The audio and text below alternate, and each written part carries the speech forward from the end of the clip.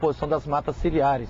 O que nós precisamos é mudar radicalmente o modelo de desenvolvimento, né? Hoje, junto com o DONCAP e as 800 organizações populares que estão na luta de defesa do São Francisco contra a transposição, percebe, por exemplo, a ação missionária em Minas está sendo profundamente depredadora, né? Então isso precisa ser revisto. Depois também o fomento e a ampliação da monocultura do eucalipto também, varrendo do território mineiro o cerrado, né? Só existe 5% do cerrado natural. Isso também precisa. Nós precisamos frear as carvoarias, frear a monocultura do eucalipto e incentivar a agricultura familiar, de preferência com adubação orgânica e agroecológica, né? Junto com isso, junto com o tratamento de esgoto, junto com conscientização, com o trabalho nas escolas, aí eu acho que a gente vai ficar mais perto de a gente realizar essa meta que é tão bonita, de a gente voltar a tomar banho no Rio das Velhas, né? Vou dar um pequeno intervalo e voltamos já já conversando com o Frei e o Wander, aí mais especificamente sobre o Rio São Francisco. Voltamos já já.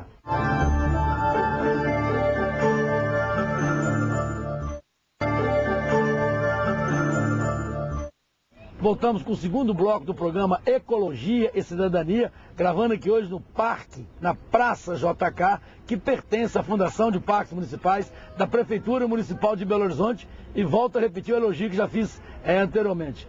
Estado de conservação muito bom, parabéns ao parceiro, parece-me que é o Sincepote, Sindicato das Empresas de Construção Pesada, que faz a manutenção dessa praça aqui. E parabéns também, lógico, por extensão, à própria Prefeitura. E as pessoas frequentando aqui, fazendo a sua caminhada, as crianças movimentando.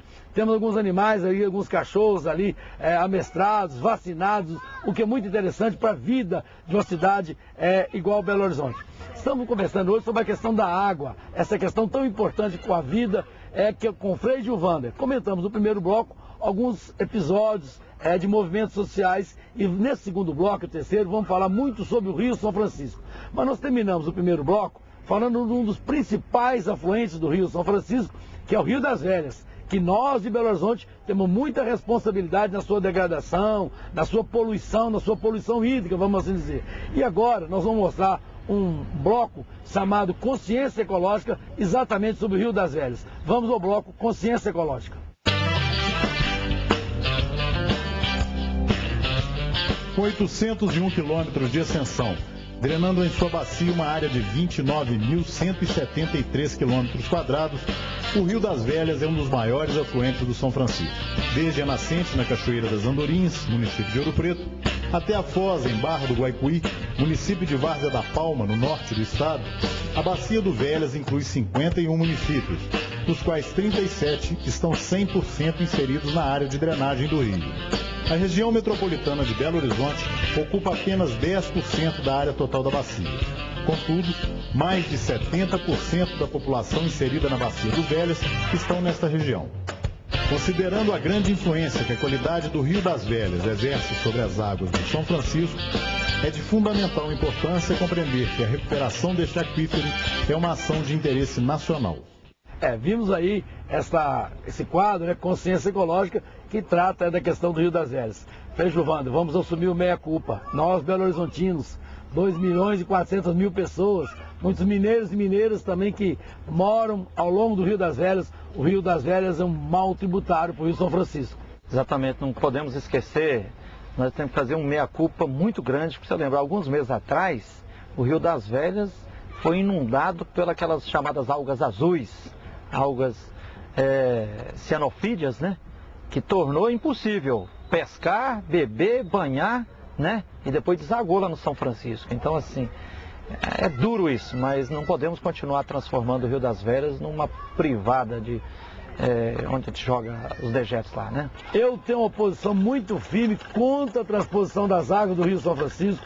Sei da sua posição, você tem um sentimento religioso, conhecimento até maior do que o meu. Eu tenho uma formação técnica, estudo o assunto, sou contra a transposição das águas do Rio São Francisco. E você, Frei Wander? E não é só você e eu, não. São mais de 900 organizações populares, mais a CNBB, a Conferência Nacional dos Bispos do Brasil, mais a Ordem dos Advogados do Brasil, mais a Sociedade Brasileira para o Progresso da Ciência, o Ministério Público de toda a Bacia São Francisco, a sociedade civil viva, né, é contra.